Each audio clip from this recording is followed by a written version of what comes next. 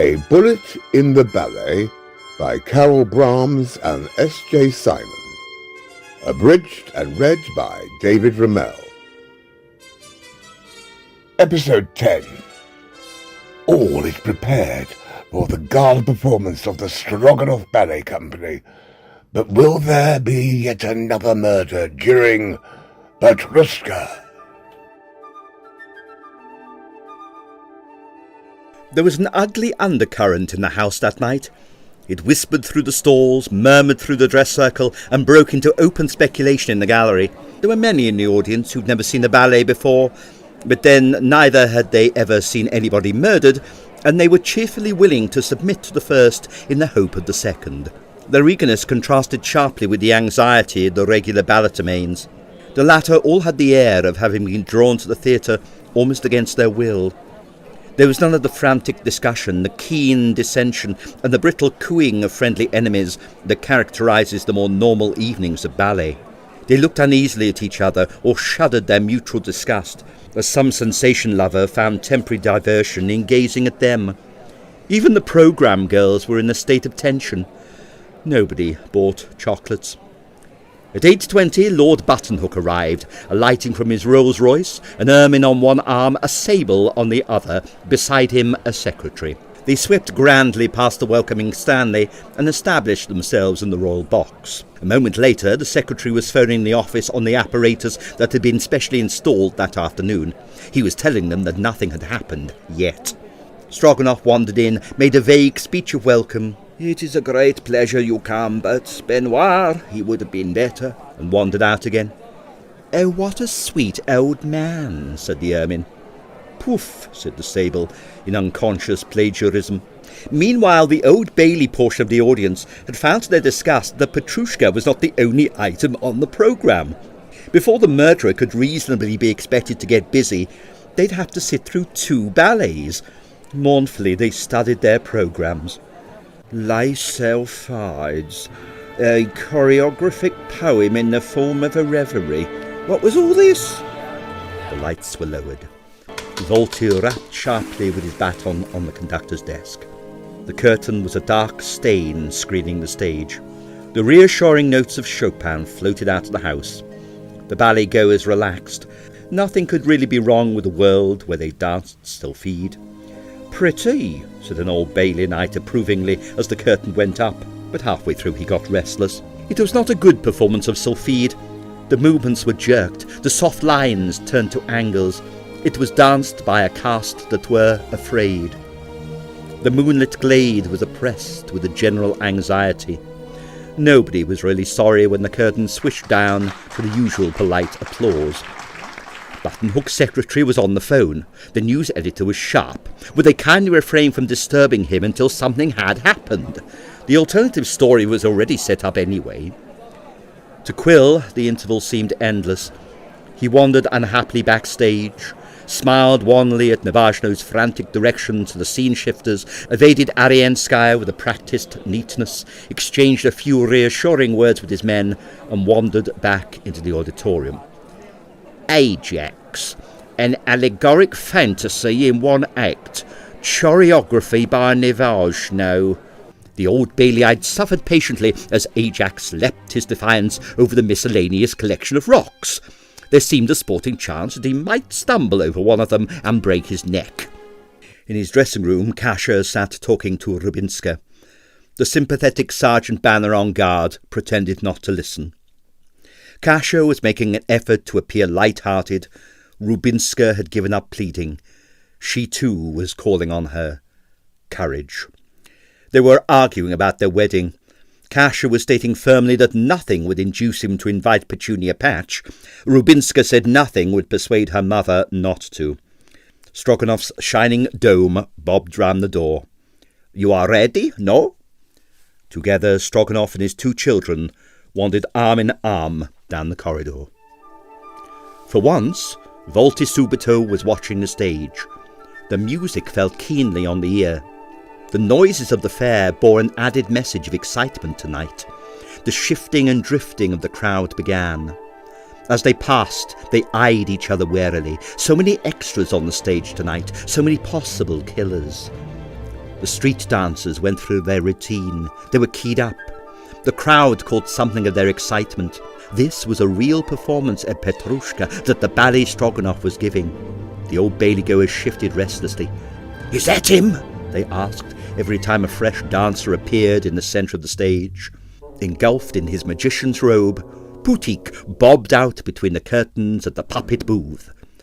"The magician," explained an assiduous programme reader in the upper circle. The magician piped his wily tune. The curtains parted. The puppets lolled inanimate in their cells.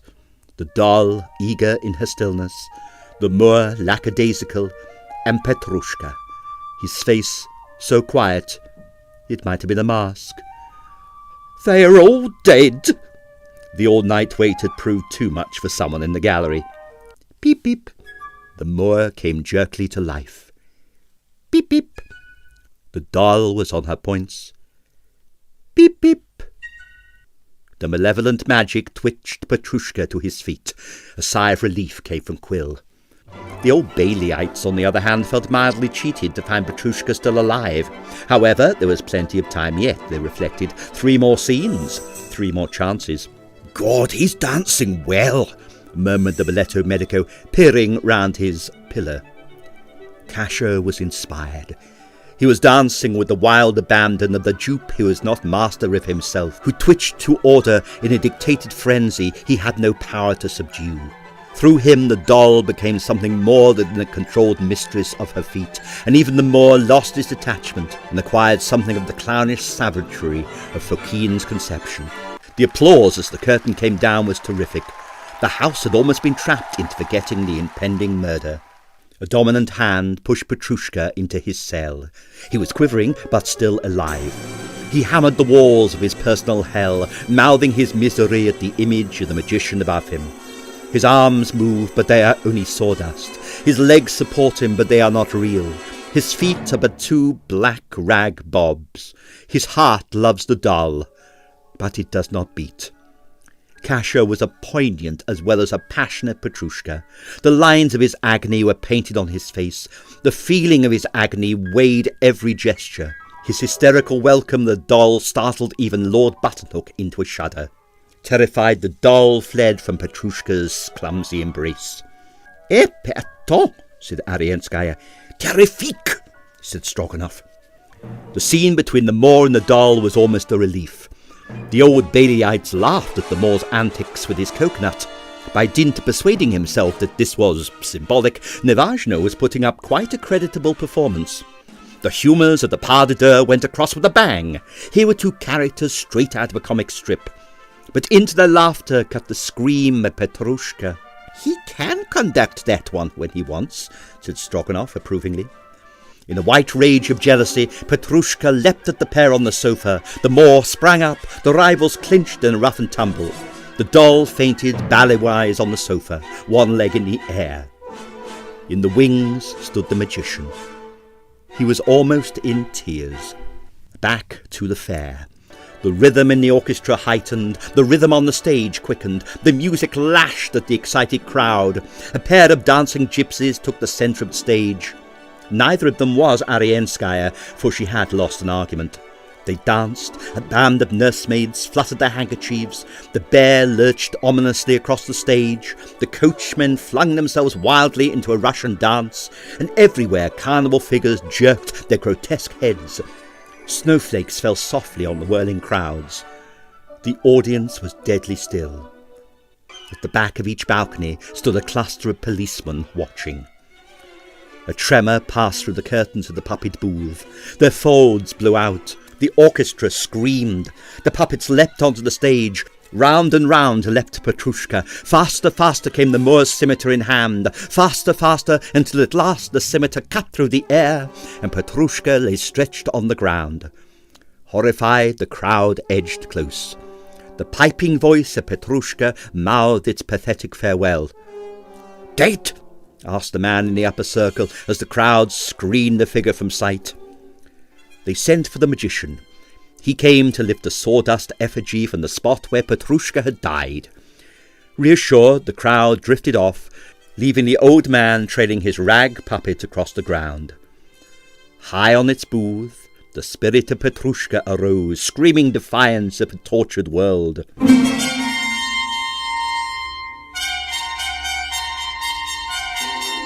Now, a dozen backs straightened in their seats. Something was wrong with the magician. His mouth was working. He reeled as though the strength had gone from his legs. Something fell from his hand and clattered onto the stage. "It is no use," said Boutique pathetically. "I cannot shoot him. He danced too well." Lord Buttonhook strode from the theatre, a disappointed man. Letter from Vladimir Stroganoff to Detective Inspector Adam Quill from the Grand Hotel de la Bazouche in May. Mon cher Monsieur Quill, how are you? This is to tell you that the Ballet Stroganoff will soon be in your lovely England once more, doubtless for a season even more triumphant than the last. Alas, that we could not secure Covent Garden, but that is for another year. With us all is well. Kasia and Rubinska, they are long time married. They dance better every day. But me, I do not tell them this, lest their mother ask for bigger contracts. Volti, he is the reformed character. He always watched the stage now. No one is dead since London. We are bringing with us a new ballet by Nivashno. It is called Civilization. It is symbolic. There is a scene where the corps de ballet is shot with a machine gun. London will be shaken. And now, mon cher, I want to ask you one big favour. It concerns my poor Boutique. I know, monsieur, that you do not feel so warm towards the old one as I do. I know that he gives you a lot of trouble and much anxiety. But remember, Monsieur Quill, he is not le vrai assassin. He killed for his art. Petrushka, it was to him his life. He was with Fouquin when he invented it. To see it dance bad was more than he could bear. And then he had the delusion. Always he saw himself young, his wife beautiful. It was natural that he should come to think that he alone in the Ballet Stroganoff could bring to the role all that is demanded. We in the Stroganoff company knew this. Well, never were we unkind to the old man when he asked for the part. They might have told me, reflected Quill, a trifle bitterly. Often I reproach myself that I did not do as he asked, but no, it was impossible. And poor Boutique, he thinks that I am blind, obdurate. So he decided all who dance Petrushka shall die, until in the end only he is left to take the role. It is a situation bien ridicule. But poor Boutique, he reasoned that to kill for his art, it is not crime. First he killed Pilaf in Paris, but we all think it is suicide. Then he stay up on the opposite balcony and shoot Anton, and still we do not suspect him. Even you, Mr. Quill, who are trying to catch assassins, do not suspect. And still the old one, he do not get his role. So he say to himself, this Pavel, he is a dancer mediocre. Good to support the ballerina, but he has not the fire for Petrushka. It is a crime against art that he dance it. Poof, I kill him before he can begin. And that, Monsieur Quill, is why he shoot Pavel in his booth. And then he decide to kill my Kasia. Petrushka, it is not for the experience. Petrushka, he bear the whole philosophy of life. But when the time come, Kasia has danced the role well. The old man is a connoisseur. He sees the role is safe in the ballet, while Kasia, he is with us. For himself, he cares no more, and so he does not shoot. You will understand now, Monsieur Quill, that it is not an assassin, but an artist that you have put in that pretty home in Sussex. They tell me he is happy. He write often to Arienskaya. All the time the ballet it goes on in his mind, and often he dance Petrushka to the other guests. You will do me the favour, Monsieur Quill, if you go down to prepare my Boutique for our coming. He will no doubt give you the welcome royal. Always he speak kindly of you in his letters. Tell him that we will come and see him often, and that the Ballet Stroganoff, it still go on. Mille remerciements. Gardez-vous bien. V. Stroganoff. Rubinska sends her love. With a sigh, Quill put away the letter, and returned to his notes of the case on which he was engaged. Somehow it was difficult to work up a real enthusiasm over the fate of a vanished laundry van.